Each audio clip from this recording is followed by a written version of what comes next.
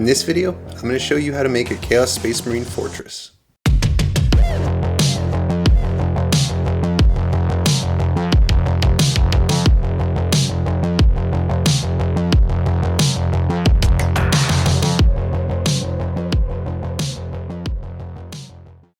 I've always had a soft spot in my heart for underdog characters, and nobody fits the bill quite as well as the Chaos Space Marines, and you gotta admire their grit and tenacity if nothing else.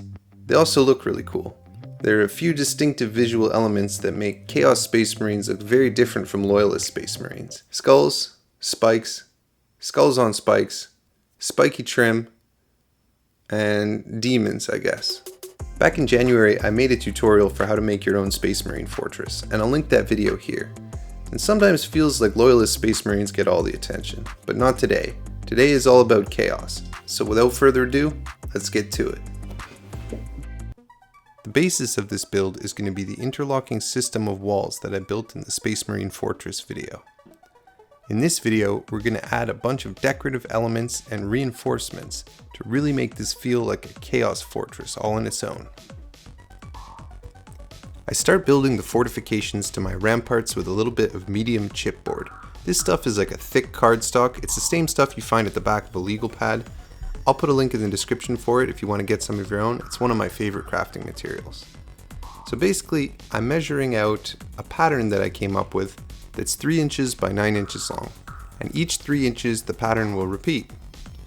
And essentially, it's just a matter of using a pencil and a ruler and gridding in the lines to my shapes, outlining them with a pencil, and then cutting them out with a sharp X-Acto blade. Here you can see I'm getting some of the spiky detail and that metallic trim look that really embodies the chaos aesthetic. It's a lot of cutting and it took a long time, but I think the end result is worth it. So this is the basic piece. I had to make a bunch of these. Next, I'm cutting a piece of Foamcore board into 1-inch squares. And the reason I'm going to do this is to reinforce the upper part here on the crenellations, and then measuring against a 1-inch piece to make sure they're all lined up, I create the basic shape by cutting out with an X-Acto blade. I bevel the edge of the inside here to add a nice spot to fire from that'll provide extra angles for a model to be able to shoot from. And you end up with something like this. See, this design is able to clip on the edge of one of the walls that I built in section 1. If you haven't watched the first video in this series, I'll put a link to it here. As usual, I use a model to test, and it's looking pretty good. Next, I use a little bit of oven-baked polymer clay. This one is super sculpty. I start by working it a little bit and rolling it out flat, and then with this piece of plastic card that I cut to a certain shape, I cut it out with an X-Acto blade to get a nice flat piece in an interesting shape. Using one of the pieces of chipboard I cut out before, I know the exact size of the little window that's going to go in my rampart piece. I cut that out and carefully remove it. Next, I bake that in the oven till it's nice and hard. And from there, I keep sculpting. A little bit more polymer clay, rolled out thin. Here I'm using a piece of parchment paper, which doesn't stick to itself, to get a nice thin flat sheet, and then putting my piece on there and cutting out the shape again. This will give me 2 layers of clay to work with. Of course, I mangle it a little bit with my fingers just to make my life difficult. But then I cut a piece of trim, carefully freehanding around the inside. And this is going to give me even more of that chaosy trim look that's so iconic to the unit range. When it's baked, it looks something like this. This is the idea here, but as you can see, I need a lot more of them. So here's where I came up with this product that I've never used before. This 2-part silicone molding putty. Now they actually put the wrong directions in the box. This is talking about mixing parts A and part B by volume and pouring them. and these are putties. Very strange. But you know what? Luckily we live in the internet era, and I just googled the results, was able to come up with the right instructions, and it's pretty simple. You mix a little bit of part A, a little bit of part B, you knead them until the color's smooth, and that's all there is to it really. This is kind of a weird rubbery greasy putty. It's kind of hard to explain.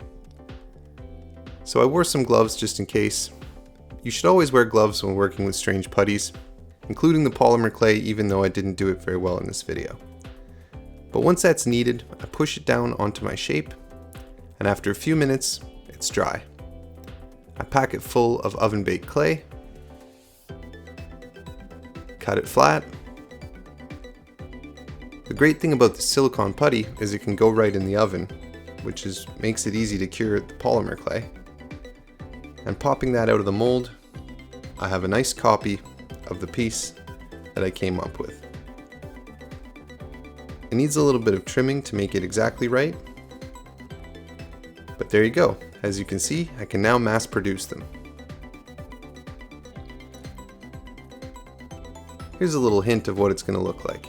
As you can see, a humanoid and the way an Astartes or Space Marine stand next to it, it's kind of night and day, but they can both realistically fire over this platform, so I'm happy with that. Next, I pull out some more Foamcore board, and I'm going to cut a giant hexagonal prism. With these cuts, I'm only cutting partially through the Foamcore board, and that'll allow me to crease and bend it freely, like this. With that done, I turn it vertical so I can cut a beveled cut along the edge,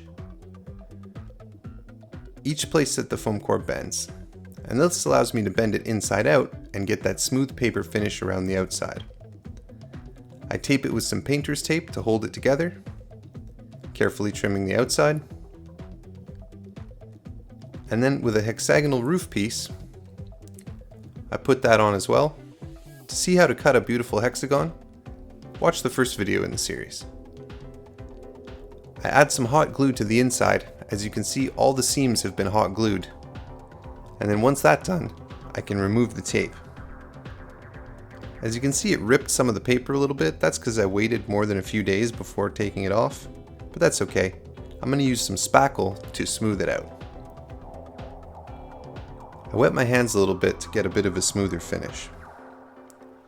Next, I cut it some 1-inch strips, again using the Foamcore board. Once I have these strips, every 3 inches, I cut partially through them using the same method as making the hexagonal tower. Trimming the edges, and there's my hexagon shape. These are going to become the ramparts for the tower pieces. I made some of these crenellation pieces that are only 3 inches, so these will be able to handle the corner when I tape them together. I tape on one side, and then trim the tape from the other side so it's not visible. This gives them a nice flexibility that'll match the piece that I just cut in the previous step. So lining up the corners, I then glue these pieces together.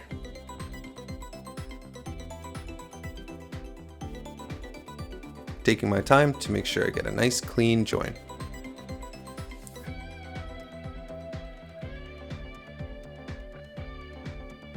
Nice. Okay. So back to my tower, I now add a bead of hot glue around the outside and glue my crenellation piece onto the top. I'm really liking how this is looking so far.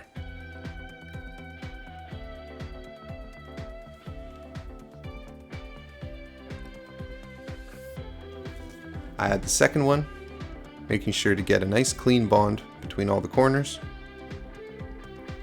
And now it's time to work on the gate. I start by tracing out a design onto some more Foamcore board, cutting out a notch in the center on an angle by angling my knife. This is going to be a piece that's going to stick out above the gate and give it a more interesting shape. I use a piece of Foamcore board and some more crenellation pieces and get this sort of projecting prow of a ship type shape that's going to hang over the gate. It's going to make the gatehouse look a lot more cool. So I glue that on with a bit of hot glue.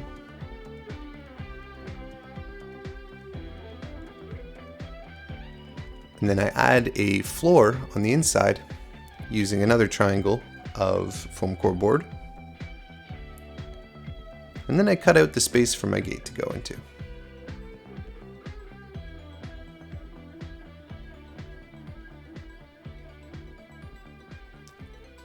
Using a nice sharp blade really helps to get clean cuts when you're dealing with Foamcore. All this cutting through paper dulls the blades quickly, so don't be afraid to change them often, or at least break off a blade segment to get a nice sharp edge. For this step, I'm making some rectangular prisms out of Foamcore for the edges of the gatehouse. I did this instead of using insulation foam just because it makes a cleaner corner that's a little bit more durable to wear and tear. So using some Aleene's tacky glue, I put it in the corners, apply some to the final corner, and then I apply a nice piece of painter's tape just to hold that in place while it dries.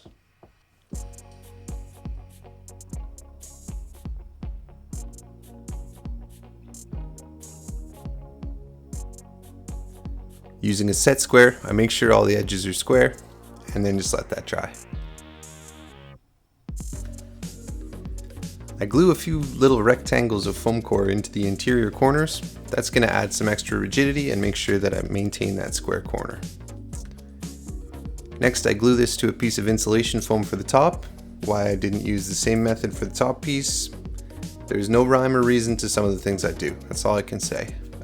Mix and match materials, mix and match techniques, different glues. You can see this is the third glue of the project, this Gorilla Glue here. It's one of my favorites. When you can't explain why you do something, just fall back on what archaeologists say and say it has ritual significance or something. Anyways, I'm cutting some custom pieces similar to my earlier trim, and this is for the gatehouse piece. And it's a similar design, but it has some longer, thicker spikes, as would befit the gatehouse, I would think.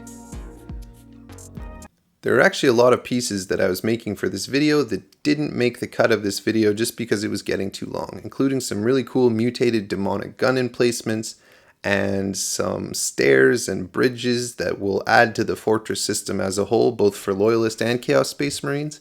So subscribe if you want to see that in a future video, because they're coming. If you want to see some behind the scenes content, or just join my Discord server, you could consider supporting me on Patreon as well. That's always very appreciated. My Patreons are the best, and we're building a really super cool community over on Discord that's growing nicely, so come join us if you feel like it. There will be a link in the description. Next, I tried to come up with a design for the gate itself. The big imposing doors that are going to be the centerpiece of this fortress. My first thought was I was going to try to do this sort of bat head with a geometric pattern. Why can't I say geometric pattern? Anyways, it looked like a cartoon owl or something, so I abandoned that one. Tried a different one. This time I tried to use more of a hex pattern to mirror the architectural elements, but I was getting more like Mickey Mouse vibes, so I abandoned that as well. And I ended up just freehand drawing a big demon skull face. And that's the one I went with. So once I'd drawn it out onto a piece of paper, I went back to the Sculpey polymer clay. And guys, here's where I'm going to tell you a little cautionary tale. I started adding polymer clay to this whole structure, and I used a whole lot of it. And this stuff, you know, it's marketed to kids, and that's all well and good, and it's safe if you use it carefully, but I wouldn't recommend touching it with your bare hands and then eating food, and I also wouldn't recommend breathing in the fumes when you do bake it. Especially baking a larger amount like this, it can get pretty gnarly. Anyways, I used some thick wire and make some teeth with just some simple cone shapes around the wire, and then clip those into length. And I make a whole bunch of those and then bake those off before baking the rest of it. I then smoothed out the design as best I could with my fingertips to get the worst of the fingerprints and sculpt marks off of it. And then using the hard teeth, I put the hard teeth into the soft thing, and I'm able to get some nice embedded teeth look into the gums. You get these sort of double demonic maw with overlapping teeth and concentric mouths. I think it's a really nice blend of otherworldly terror and humanoid facial features that I'm pretty happy with. So once that's baked solid, I put it onto some Foamcore board, run my knife down the center, and cut apart these two gates. I then mount them on this Foamcore board using a little bit of hot glue after cutting the pieces into the right shape. And this is just going to, as it cools, keep it from warping at all too, which is really helpful. I measured out 1/4 inch into my gate, and then using some little miniature hinges that I bought at the hobby shop, I screwed them into the gate and then screwed them in to the frame. Easy peasy. Look at that. Sweet. Next, I'm going to add the crenellations to the gatehouse itself using the same methods as before.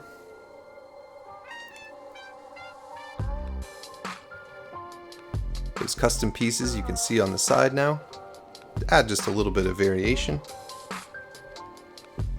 And then I'm coming back in with the Gorilla Glue, which is the strongest glue, and I'm gluing the whole gatehouse together. This is going to be one big solid piece that doesn't have the same modularity as the rest of the set, but that's going to allow it to sort of act as a more solid centerpiece, and I'm happy with that.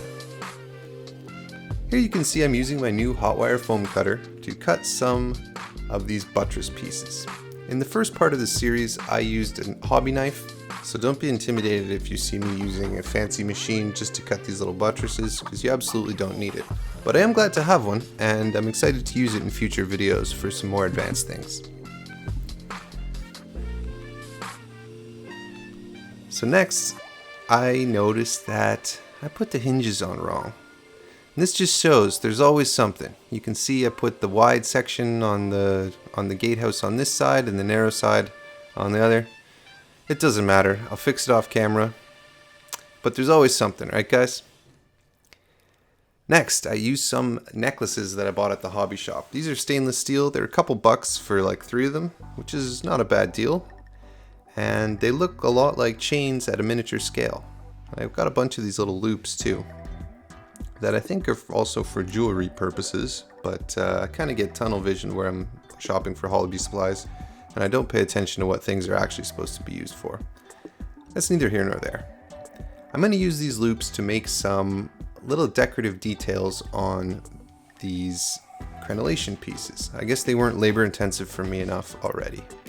So I worked together some green stuff, which if you're not familiar with it is a 2-part epoxy putty that I think was originally used by auto detailers or something for little car repairs, but it's now a go-to for people in the modeling community to do little sculpting jobs, and it's pretty fun to use.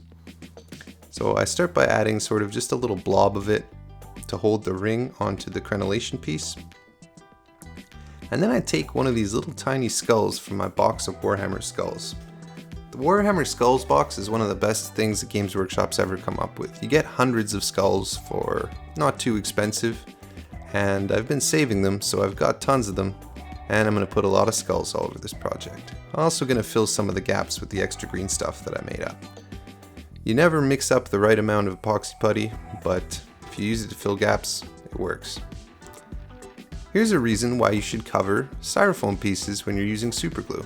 You can see how quickly, in the time lapse there, it's eating away at the styrofoam. I put this piece of chain on there, but I came back and it was broken mysteriously, and I don't really know how that happened. But I'll take these out and I'll add them again later after painting. That'll be easier anyways. You can see there kind of the results that I went for with a skull on each piece. In this shot you can see as I work with the green stuff, I have a little bit of oil on the back of my left hand. That allows me to keep my fingers from sticking to this usually very sticky putty. And here I'm going to show you how to make a little banner. I start with a sausage of green stuff, roll it between 2 pieces of parchment paper, and end up with a flat piece similar to how I used the other clay before. And then with a silicone sculpting tool, I kind of poke and prod it into a banner shape, focusing on those wrinkles at the top to get that draping look. Now, since this is a Chaos Fortress, I figured this banner would be made of some improvised material that's, roughly each piece the size of a torso or something like that, and stitched together haphazardly. Here's a look at the crenellation piece with the skulls on it. And I'm going to add some Mod Podge to all the paper pieces, the chipboard. And this is going to harden and protect it for the wear and tear that it's going to get from the tabletop. It's also going to protect it from any watery paints or washes that I'm going to add later, because it will seal up all the paper and keep it from swelling or getting mushy. Alright, let's put a coat of black primer on the gatehouse here. Very satisfying to see that come together. And then I'm using this craft store bronze paint. This one's actually very, very high quality. I'm pretty happy with it. Painting the gate bronze. It took a couple coats, as you can see, because the first coverage wasn't totally thorough. And then a little bit of dark gunmetal is what I put on the crenellation pieces for the first coat. This ended up being too dark, and you'll see that I come in later with a bit of a brighter silver. But I wanted something dark, just not that dark. I used the bronze to pick out the trim on the crenellation pieces. This is a very, very chaos look to have the golden trim. And then to paint the majority of the structure, which is going to be like a concrete substance or rockcrete or ferrocrete or whatever they call it in universe in the Warhammer world. And I'm going to just paint that on everywhere. And what this is going to do, it's going to give a little bit of a porous texture. It's going to fill some little gaps and cracks. And it's just overall going to add another level of detail to the piece. Now, it would have been 10 times easier to just spray paint the thing gray to begin with, but what can I say? We do things the hard way here on Eric's Hobby Workshop, because how else are you supposed to learn? So here's that brighter silver I was telling you about, and it actually helps when you're working with these craft paints. Sometimes they leave like a brush texture, as you can see there. So it helps to come in for a second coat when it's almost dry and just push those brush marks around with your paintbrush and work them out. You can see here I'm picking out the crenellations against that gray stuff. This took quite a while, guys, but it's worth it. Helps to listen to something fun when you do like this stuff. Next, I picked out the crenellations again with that bronze color, and then came in with a homemade wash made out of water, black paint, and a drop of dish detergent. And this just grimed things up, added some contrast to the cracks, and added a little bit of variation in the color and texture. To wash the gatehouse, I turned it upside down so the drips wouldn't go onto that porous concrete texture.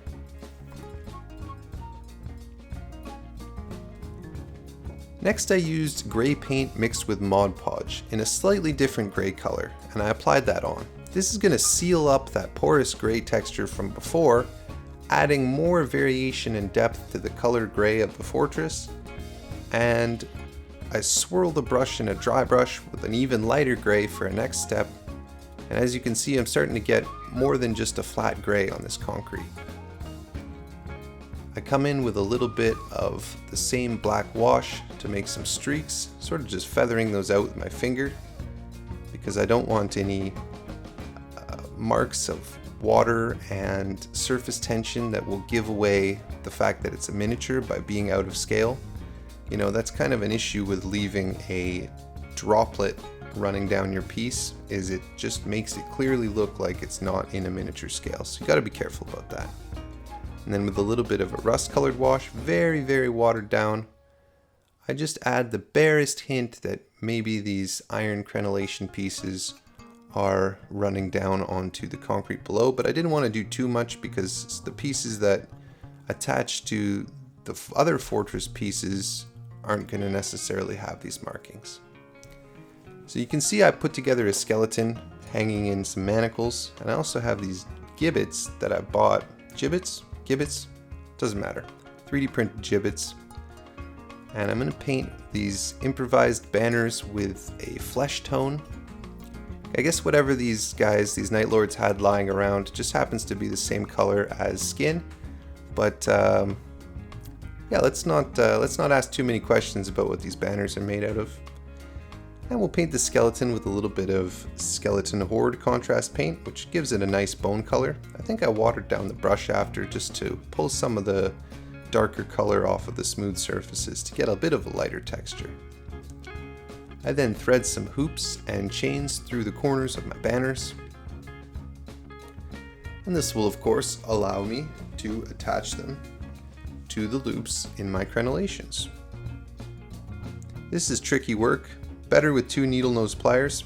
I couldn't find my second pair of needle nose pliers, so I'm using a pair of clips here, but that worked fine. And there you can see we have an improvised material banner hanging from the Chaos Fortress. And a little gibbet there on the front, in case they have any unplanned guests that they need to host. And just some decorative chains. What's more chaos than some drooping decorative chains?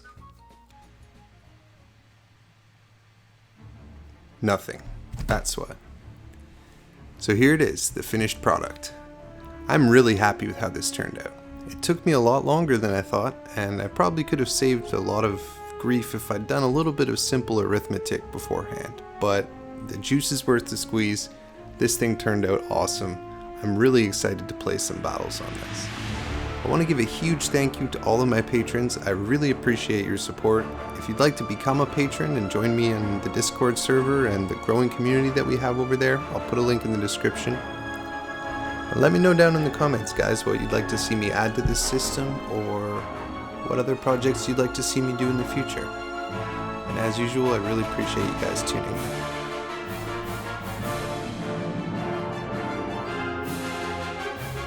Alright guys, I hope you liked that video. Please subscribe if you're not already subscribed. Hit the like button and share it with your friends if you think it's something they'd enjoy. Or maybe your gaming group.